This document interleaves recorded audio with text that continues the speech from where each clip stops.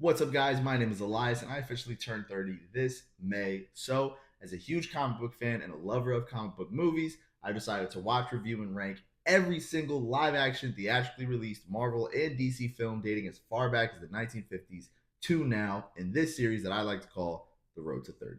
Today, we're talking about 1983's Superman 3. This movie is basically just Richard Pryor featuring Superman, which is kind of ridiculous. After the producers, the Salkinds, decided to rip Richard Donner from Superman 2 and instead hire Richard Lester, making it more of kind of a slapstick affair, Richard Lester returns to make this movie the goofiest Superman movie I've ever seen in my life. It's completely ridiculous. It starts out with this kind of Three Stooges intro where people are just getting into all kinds of accidents and Superman's there to like save them, but it doesn't play it straight like Superman saving people. It plays like it's an SNL sketch.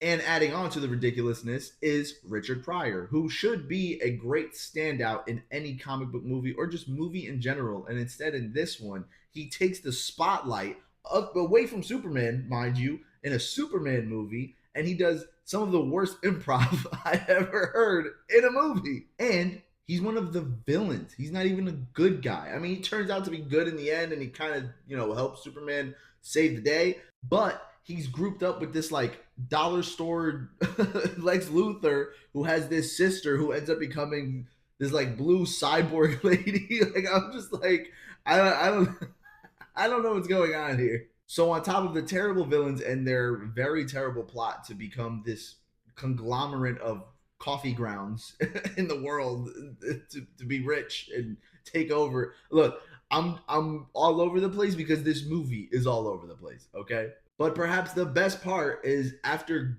Gus, which is Richard Pryor's character, gives Superman black kryptonite essentially, or just like tainted kryptonite, Superman becomes evil and he has this big fight against Clark Kent.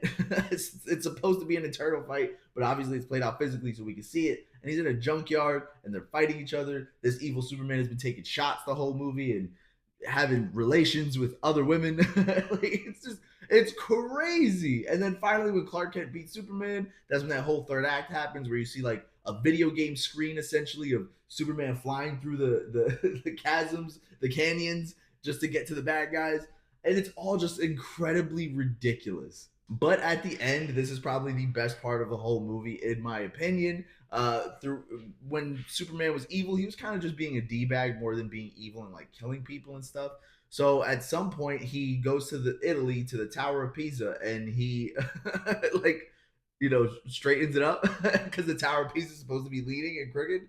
And then at the end of the movie, when he becomes good again, he crookeds it. Is that a word? It's not even a word. But he slants it again, and then the Italian dudes that were selling the merch for the new straight Tower of Pisa. Now they have to completely destroy all that merch and get back the crooked merch. And the guy starts like beating up all of the merchandise with a stick.